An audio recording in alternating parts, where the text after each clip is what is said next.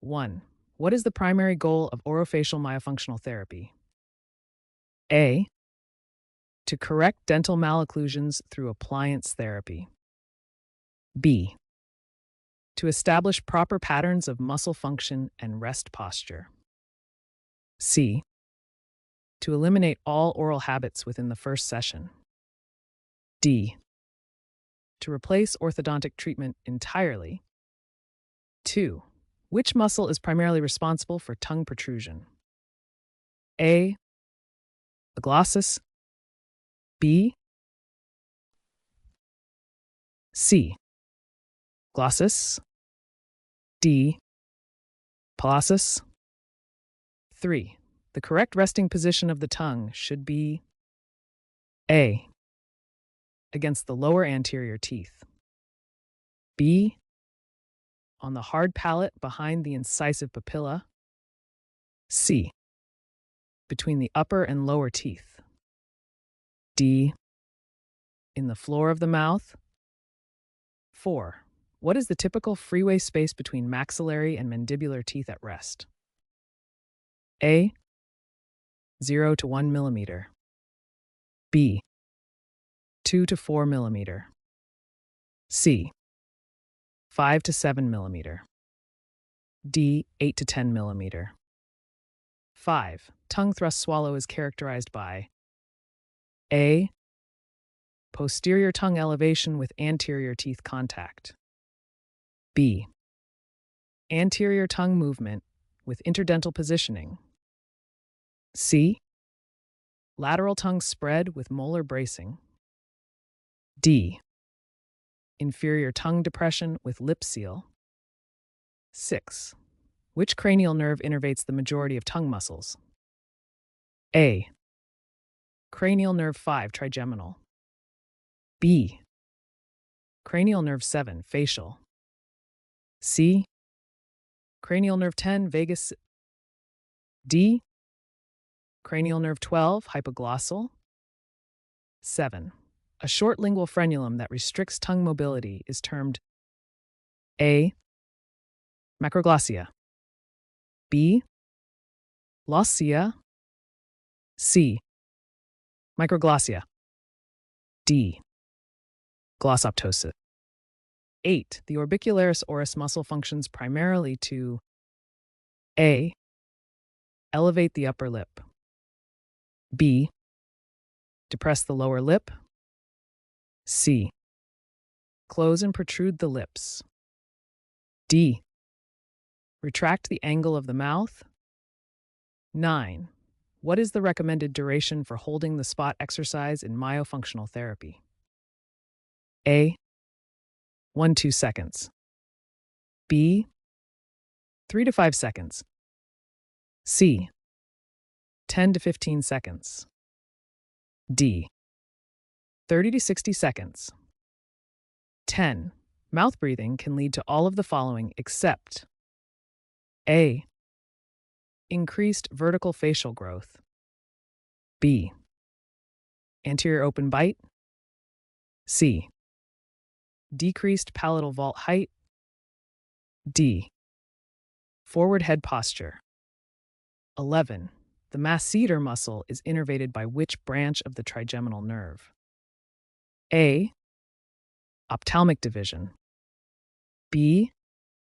Maxillary division. C. Mandibular division. D. All three divisions equally. 12. During a normal mature swallow, the teeth should be A. Slightly apart with no contact. B. In light contact or close proximity. C. Firmly clenched together. D. In an edge-to-edge position. 13. Which of the following is not a component of the orofacial myofunctional disorder assessment? A. Evaluation of rest posture. B.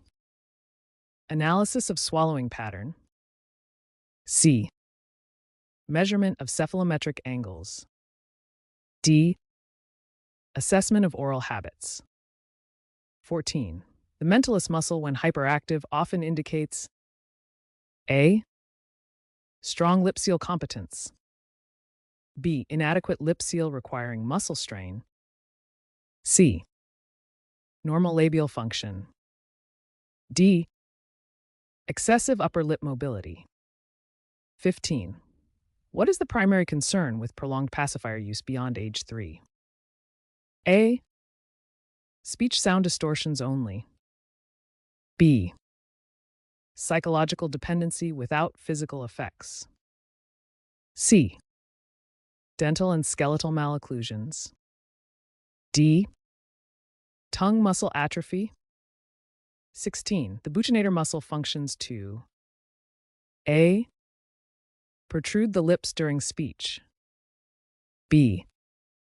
Keep food between occlusal surfaces during chewing. C. Elevate the soft palate.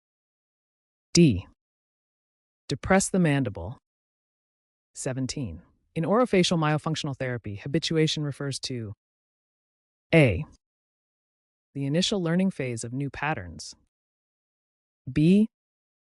The automatic unconscious use of correct patterns. C. The regression to previous dysfunctional patterns. D. The evaluation phase before treatment. 18. Which type of malocclusion is most commonly associated with tongue thrust? A. Class 2 Division 1 with overjet. B. Class 3 with anterior crossbite. C. Anterior open bite. D. Deep bite. 19. The incisive papilla serves as an important landmark for A. Identifying the gag reflex trigger point. B. Tongue tip placement during swallowing and speech. C. Measuring palatal vault depth. D. Assessing soft palate mobility. 20. What is the appropriate age to begin orofacial myofunctional therapy for a cooperative child? A. 2 to 3 years old. B. 4 to 5 years old. C. 8 to 9 years old. D. Only after age 12. 21. The Garliner swallowing exercise sequence begins with A. Swallowing with teeth apart. B. Swallowing with teeth together and tongue on spot. C. Swallowing liquids only. D. Swallowing with lips apart. 22. Nasal breathing is important for all of the following reasons, except A. Filtering and warming inspired air. B.